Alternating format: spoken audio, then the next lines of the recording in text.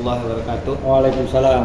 Jadi begini Pak As'ad, kami dari tim media Sekolah Anti Korupsi ingin sedikit konferensi pers atau wawancara singkat kepada Pak As'ad.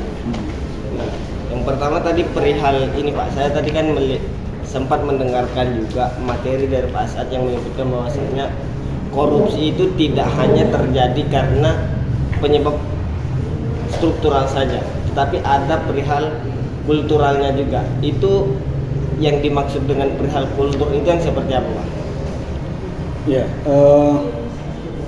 kultur yang saya maksudkan adalah kultur yang diciptakan satu proses yang sedemikian lama, pembiasaan yang seharusnya tidak dilakukan gitu.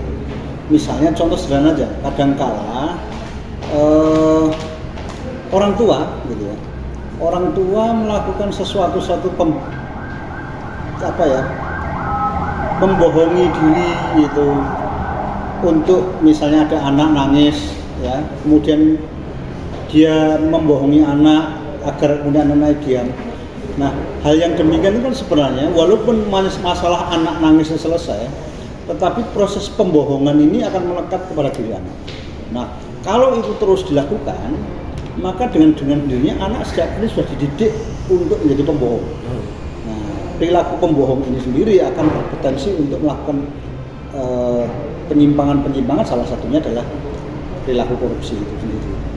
Sehingga pembiasaan yang sifatnya kultural seperti ini harus betul-betul mendapat perhatian. Nah, sehingga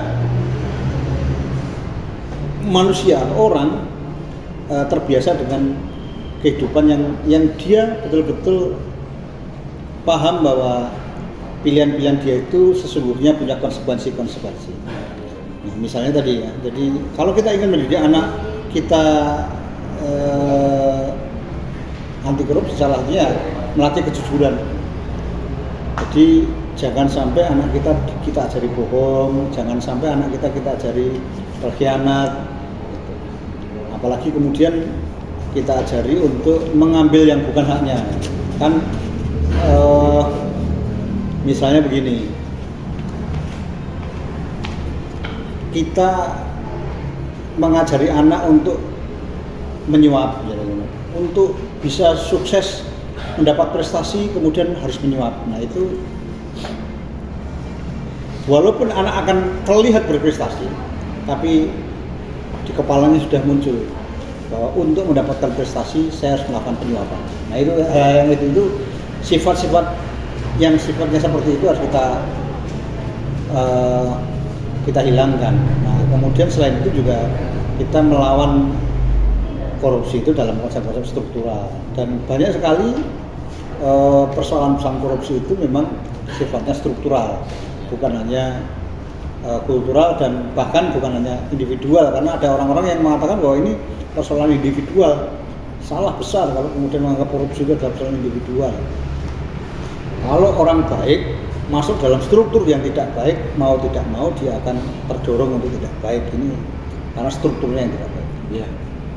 Berarti kalau saya pandang tadi Pak As'ad ngomong bahwasanya lebih ke budaya tadi ya, dengan pengajaran pembiasaan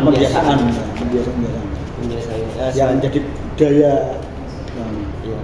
Nah, selanjutnya Pak, tadi kan bahas juga perihal korupsi dan kaitannya dengan politisi ya, dengan politik, dan bagaimana pandangan Pak As'ad perihal bagaimana yang di dalam Islam nilai yang utama ditanamkan itu adalah kejujuran ataupun akhlak itu sendiri, dan ketika ada para politisi Islam yang korup itu ataupun memiliki sifat korup itu bagaimana menurut Pak As'ad? Jadi ada 3 prinsip dasar yang ditanamkan kalau kita ingin menjadikan anak kita, keluarga kita, atau orang-orang yang kita didik bisa memiliki karakter anti korupsi.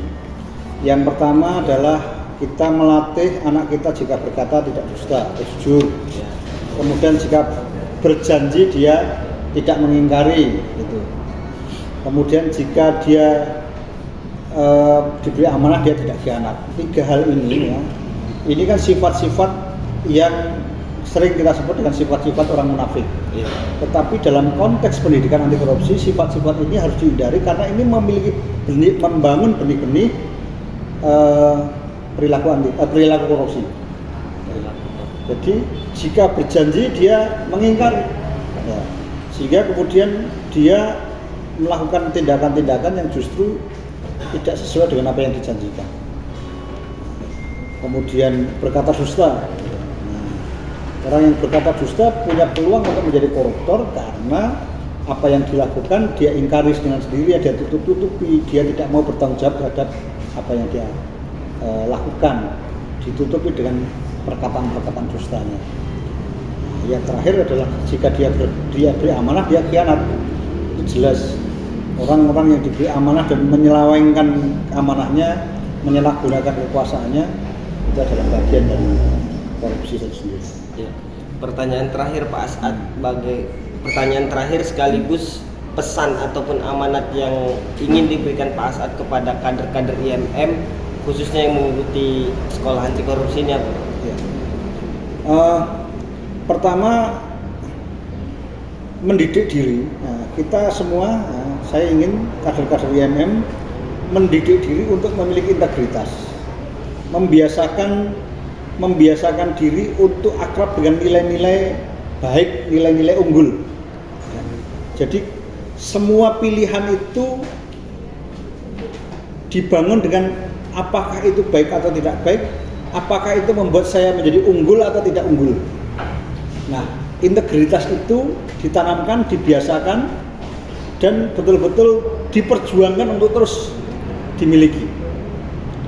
Yang kedua, integritas tidak cukup, tapi integritas dibangun juga dengan bagaimana kemampuan mempengaruhi lingkungan.